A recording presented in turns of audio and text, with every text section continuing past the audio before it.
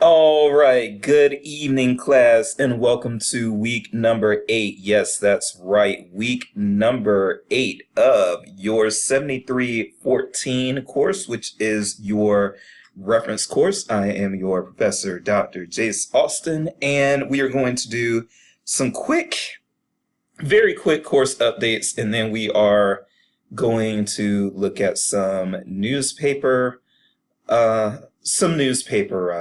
databases, just so that you all will be aware that they too exist and what some of them do and what some of them don't do. And hopefully we will keep this optional video under 20 minutes. So let's get into that now.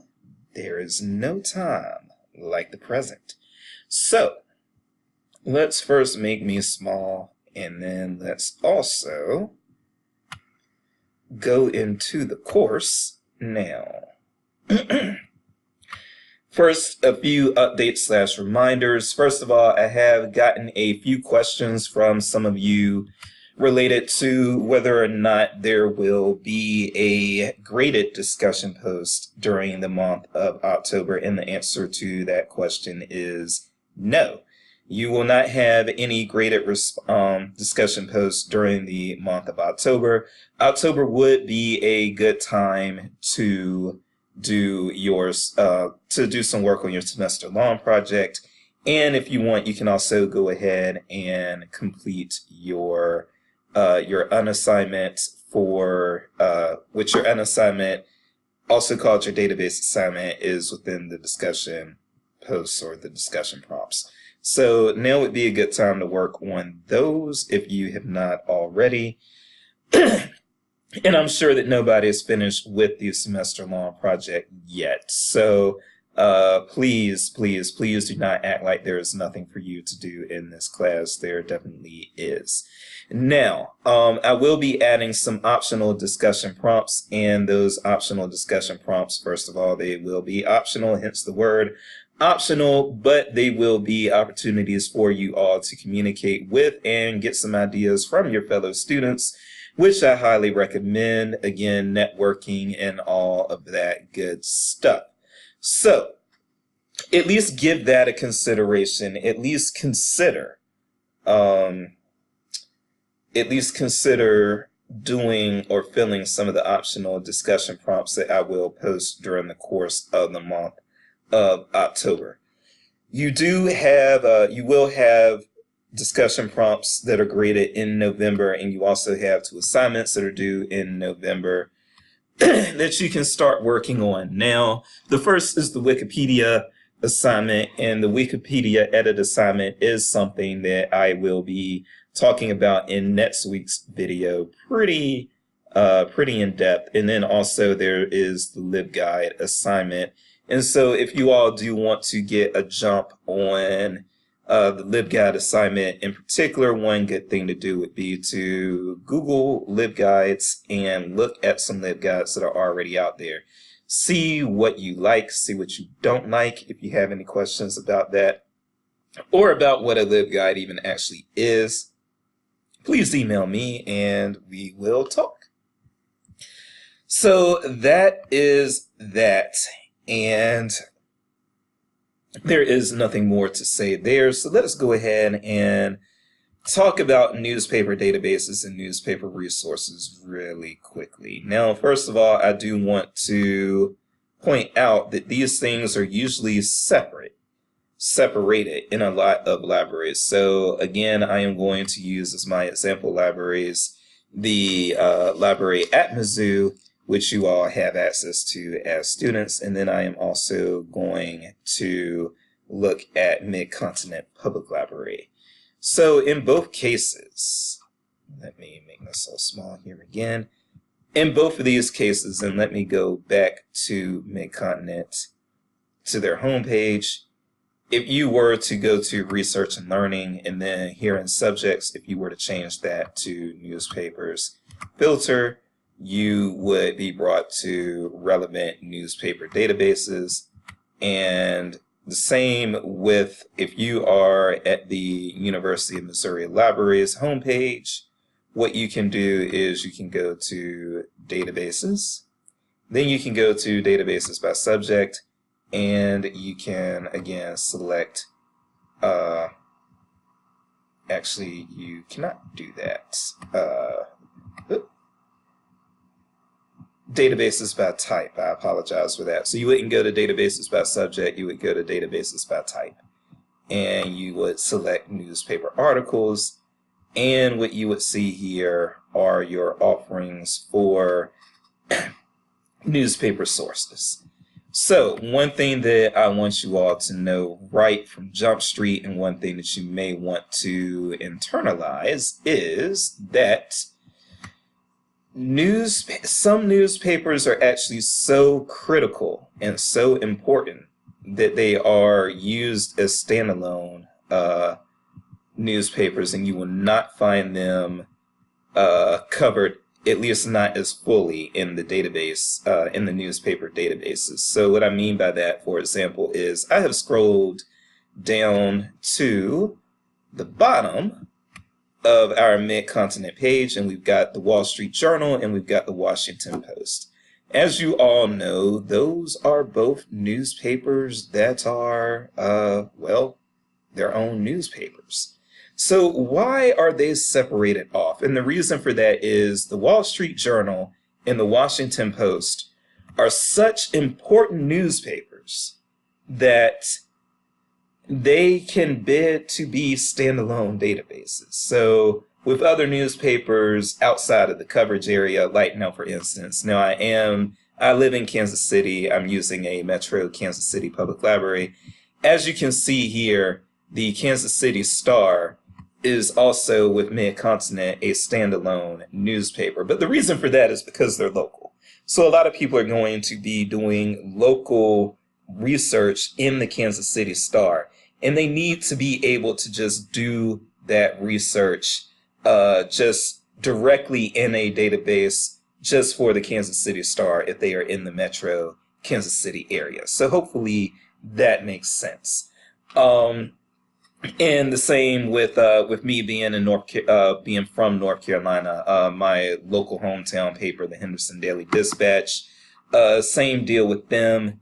And then the Raleigh News and Observer, yes, if you went to one of the local libraries in the Triangle region of North Carolina, there's a good chance that the Raleigh News and Observer is going to be listed as a standalone database. And that also prevents some of these other extraneous results from returning when you are searching for articles and doing returns, okay? So that's pretty much how that works. And so the thing is, most of your major newspapers, including the Kansas City Star, are actually going to be in some of these news aggregate databases. But when you're talking about the Wall Street Journal and the Washington Post and the New York Times and the LA Times, these are so important that they are standalone. They're usually not going to be, or they're not always going to be covered in the aggregate newspaper databases. So you have to kind of look for them on their own. Now, one thing that I'm going to go into the Wall Street Journal database really quick, because this is something that a lot of people take advantage of if they are business researchers. Within the Wall Street Journal,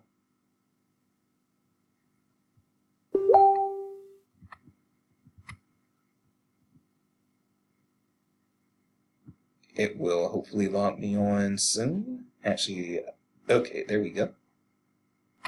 One tool that I want you all to kind of just keep in your what is it? Is it a toolkit or a tool shed? Your toolbox, you know, the tools. I don't know what you actually call that thing that holds the tools, because I hear it called so many things. But one thing that you are going to want to do or have in your search repertoire when it comes to the Wall Street Journal, and really any newspaper source, but this is especially helpful for those who are trying to track businesses and things like that, is that once you have done a search, like let's say that I'm trying to track the company Revlon, And let's say that I wanted, whenever the Wall Street Journal published something about Revlon, I want it to be on the case. I want to have that article in my inbox. It's very helpful to actually have your save search alert thing going on here. And what you can do, you can create an alert. So do this. Name of this alert, Revlon News is what I'll call it. Search for Revlon in the Wall Street Journal. And then you can send these to, whomever. Please do not contact me at my Gmail account, but that's what that's for. Include search details. Now we don't need that, but yeah, you want to keep that highlighting.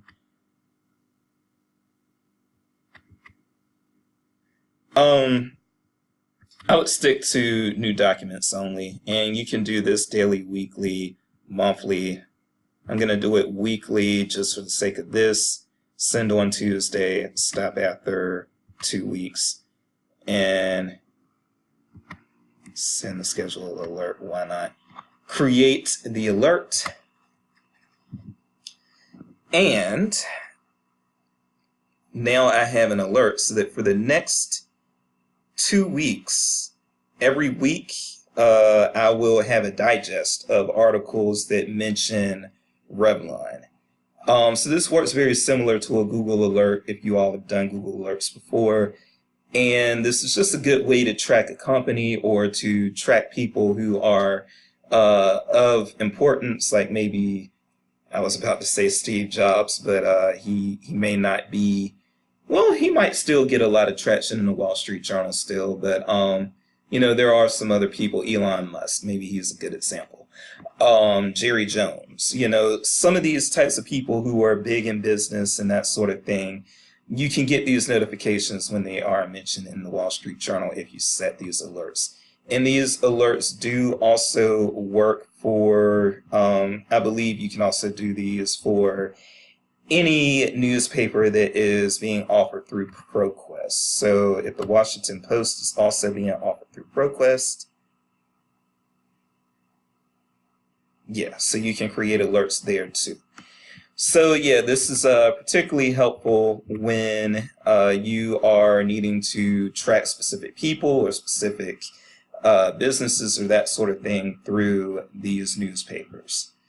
Okay, now that we have done that, be aware, like I said, that there are some newspapers that are going to be standalone databases, but for those that are not, you will have other options, and please feel free to explore these various options on your own time, because I do have to keep this video at least reasonably, maybe under 30 minutes or so.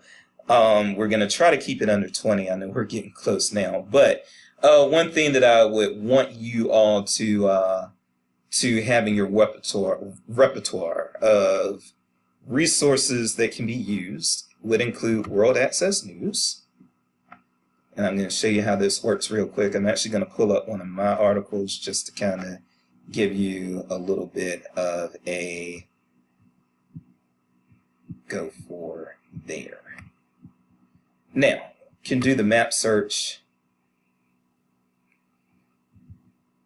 And we're going to get a map. So let's say that we are looking specifically for things in my hometown. And that's one of the great things about World Access News is that this newspaper resource actually covers a lot of small towns in North America. As you can see, it also has international coverage. So for instance, we could possibly go to Africa here and we get a map. And I think if it is if it's a great country, then you can't get any information from those. Well, you can't get any newspapers from them. But for instance, if you have a country like Kenya, actually I would need to come back over here. It's highlighted. There are 8 sources, in other words, 8 newspapers to choose from.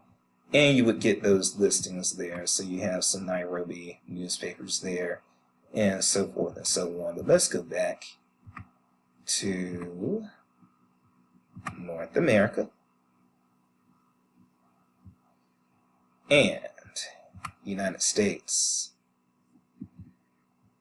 And while I love you all here in Missouri, the thing is, if you all are familiar with Petey Pablo, this one's for North Carolina. Come on and raise up. So we can click that. We would come over here. We would see how many sources that they have for North Carolina. It's going to be quite a few. Yeah, 112. You can get all of these coming here, and you would see what city they represent through the location piece here. I am just going to, again, for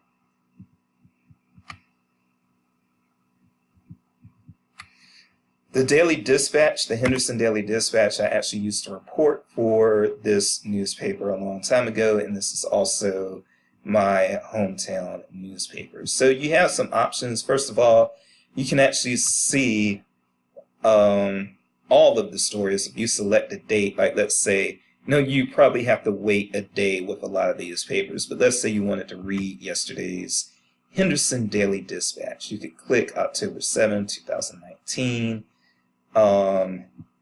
There is not a lot of room, not of news there, as you can see. But we do have a little bit. Hopefully this one will be thicker. Let's see what we've got for October 4th.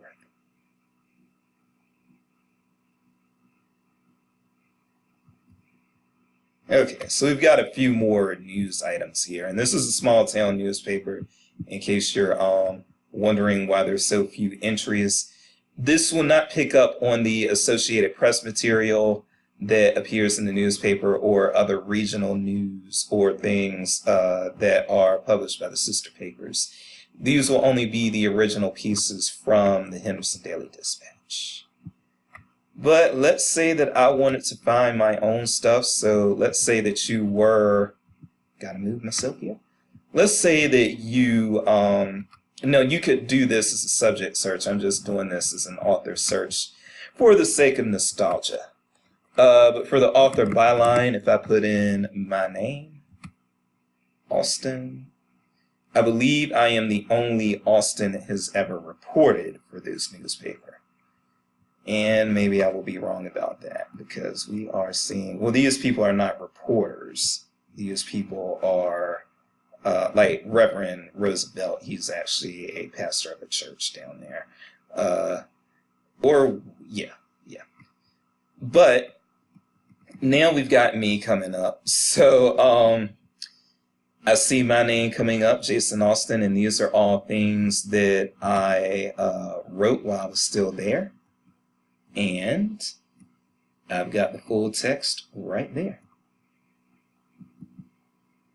So that's pretty much how that works, and I am coming really close to that 20 minutes. So let me get out of here, play around with this a little bit yourself, and just know that small town newspapers, if you are looking for small town newspapers, Access World News, if you have access to it, is really the place that you want to go. If you're looking for for domestic small town news. So I'm talking about things that happen in the United States. If you're looking for small town newspapers in the United States that are, especially newspapers that are still going, although they have some defunct newspapers as well, then Access World News is where you are going to want to head. All right, let me, so we're going to probably be on the 25-minute range, but at least let's do that. The last one that I wanted to show you very quickly here, and again, we can come back and, you can always come back and look through some of these yourselves, but I'm just trying to give you a taste, give you a little intro. Newspaper source, I believe, is EBSCO. Let's see. Yeah. All right. Yeah, it's EBSCO. Okay. And I have not had the same success in looking for small town newspapers in Newspaper Source that I have with Access World News, but you can still get a lot of the smaller newspapers. or I shouldn't say a lot, but you can get some of the smaller newspapers, but you get all of the major American newspapers here. And then you can also get like CNN and NPR and some of those things popping up. I'm going to search for transcript, actually. And I'm going to search for it in title because I want to see if I can get like an NPR or a CNN transcript. Full text. Oh yeah, we have other transcript things in the news, so that makes that more difficult. But